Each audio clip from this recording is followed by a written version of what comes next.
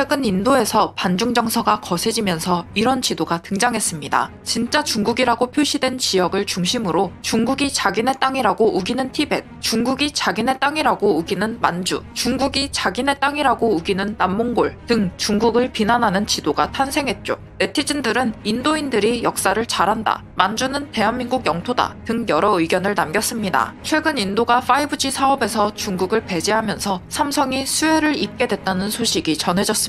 5월 5일 더 힌두 등 인도 매체에 따르면 인도 정부는 5G 시범 사업 진행을 공식 승인했습니다. 이 사업에는 릴라이언스 지오, 바라티 에어텔 등 인도 통신회사가 참여하게 됩니다. 인도 정부에 따르면 이들 통신사는 삼성전자, 에릭슨, 노키아와 6개월간 시범 사업을 할 계획입니다. 더 힌두는 화웨이나 GT 같은 중국 업체들은 이 사업에서 빠지게 됐다고 설명했습니다. 앞서 중국 공산당은 인도의 코로나 사태를 조롱했습니다. 지난 4월 중국이 성공적으로 쏘아올렸다고 자랑한 문제의 그 로켓을 홍보하면서 선을 넘은 거죠. 영국 BBC 방송에 따르면 5월 1일 중국 공산당 웨이보 계정은 중국에서 로켓이 발사되는 장면과 인도에서 시신을 화장하는 장면을 비교하는 사진을 게재했습니다. 해당 사진 위에는 중국에서 불을 피울 때와 인도에서 불을 피울 때라는 문구가 달렸죠. 최근 코로나19 대확산으로 늘어난 시신을 처리하느라 화장장이 과부하에 걸린 인도 상황을 중국과 비교해 조롱한 겁니다. 인도가 분노할 만하죠. 전 세계인들의 비난이 거세지자 공산당은 해당 게시글을 조용히 삭제했습니다. 요즘 중국은 전 세계에서 미운 털이 단단히 박혔습니다. 최근 중국은 한국을 따라하다가 조롱을 당했습니다. 지난 2월 중국 공산주의 청년단과 중국 최대 인터넷 쇼핑몰 알리바바의 계열사는 중국 전통옷의 날을 기념해 이른바 한푸 패션쇼를 개최했습니다. 그런데 이 패션쇼가 한국에서 논란이 됐습니다. 중국이 조선시대 복식과 매우 유사한 옷을 중국 전통옷이라고 내보냈기 때문입니다. 중국 모델들은 조선시대 망건과 갓처럼 보이는 복식을 하고 무대에 나왔습니다. 중국의 전통적인 망건은 아래쪽 이마 부분과 위쪽의 머리를 덮는 부분이 이어져 있고 정수리 부분에서 상투만 나올 수 있게 돼 있습니다. 또 중국의 망건은 전통적으로 비단 위에 짙은 오칠을 내 망사처럼 보이도록 한 모양입니다. 하지만 중국 한푸 패션쇼에서 나타난 망건은 누가 봐도 조선시대 형태를 띠고 있습니다. 심지어 이 모델은 이상한 관복까지 입고 나타났습니다. 조선시대 여성들은 관복을 입지 않고 당이 같은 예복을 입었죠. 관복은 남성에게만 해당되는 의복이었습니다. 남성만이 벼슬을 할 수 있었기 때문입니다. 이를 두고 한 네티즌은 근본 없는 중국인들이 그런 예법에 대해 알 리가 없으니 여성에게도 관복을 입힌 것이라고 조롱했습니다. 심지어 중국은 조선의 도포같이 보이는 옷도 그대로 패션쇼에 내보냈습니다. 이 모델 역시 망건을 쓰고 있습니다. 하지만 상투는 틀지 않아 끔찍한 혼종처럼 느껴집니다. 그런데 중국이 패션쇼에 내놓은 망건에는 특이한 점이 있습니다. 이 중국 모델의 옆모습을 보면 귀 부분에 단추같이 보이는 장식이 있습니다.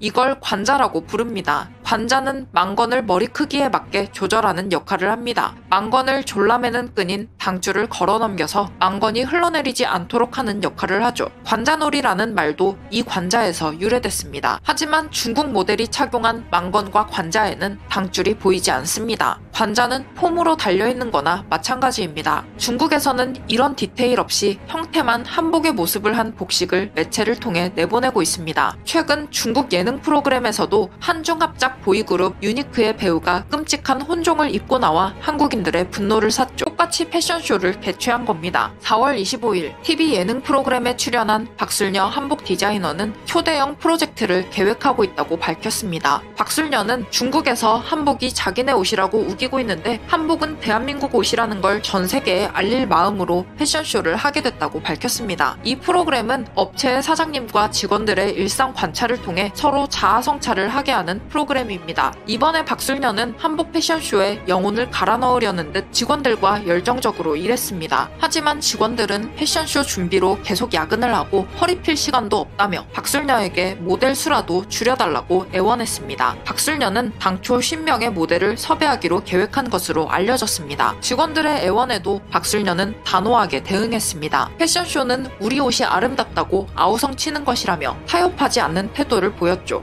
이번에 한복 패션쇼에 모델로 서게 되는 배우 박중금, 정혜선, 박정수는 박술녀가 그동안 한복을 위해 얼마나 열심히 일해왔는지 안다며 혀를 내둘렀습니다. 다음 해에 박술녀의 한복 패션쇼가 예고되자 이날 시청률은 8.7%로 최고 수치를 기록하기도 했습니다. 그만큼 한국인들이 중국이 한복 이슈에 관심이 있다는 의미인 셈입니다. 조만간 한국의 거장이자 끝판왕인 박술녀가 한복 패션쇼에서 대형 사고를 칠 것으로 보입니다. 중국이 한국 예능 프로그램을 불법 다운로드하는 가운데 최근 이것만은 절대 불펌을 못할 것이라며 한 프로그램 짤이 올라왔습니다. 4월 17일 방영된 놀면 뭐하니에서는 요즘 차트를 역주행 중인 SG 워너비가 등장했습니다. 이 그룹은 히트곡을 열창했고 놀면 뭐하니 측은 노래 끝부분에 중국을 의식한 것처럼 김치, 한복, 태권도, 삼계탕이라는 자막을 넣었습니다. 옆에는 태극기까지 박아넣어 누가 봐도 한국 프로그램에서 한국 문화가 언급되는 것처럼 결계를 쳐놨죠. 한국에서 아이들에게 태극기를 가르치며 역사의식을 강조하자 조선족 맘카페에서는 태극기를 가르치지 말아달라며 유치원에 호소하고 있습니다. 조선족들이 모인 맘카페에서 한 학부모는 유치원에서 우리나라 태극기 어쩌고 하면서 아이들에게 가르치니 요즘 정체성에 혼란이 온 것 같다며 가끔 국적에 관한 문제를 얘기할 때 아이에게 말로 설명이 되지 않아 난감할 때가 많다는 괴상한 소리를 했습니다. 또 다른 조선족 학부모 역시 한국의 교육기관은 다문화 학생은 고려하지 않고 자국민 중심의 교육을 고집한다며 태극기가 국기라는 인식을 주입하는 건 문제라고 지적했죠. 다른 조선족 회원은 한국에 온 지 10년이 넘었고 한국 국적을 취득한 상태지만 한국 엄마들과는 생각과 생활 방식이 크게 달라 조선족과 어울리는 게 편하다고 밝혔습니다. 이 맘카페는 국내 포털 사이트에 개설돼 있지만 가입하려면 중국어로 된 질문에 중국어로 답변을 해야만 가입할 수 있습니다. 네티즌들은 중국으로 돌아가면 해결될 일이라며 간단한 해결책을 제시하며 반감을 드러냈습니다. 중국이 우리 문화와 역사를 날조할수록 한국에서는 역사의식을 더 강조하며 교육에 반영하고 있습니다. 최근에는 미국에서 한인 고등학생들의 요청으로 한복의 날이 공식 선포된 만큼 한복에 대한 관심이 더 달아오를 것으로 기대됩니다. 한복 끝판왕인 박술녀 명장이 어떤 의상으로 중국을 할 말 잃게 만들지 기대됩니다.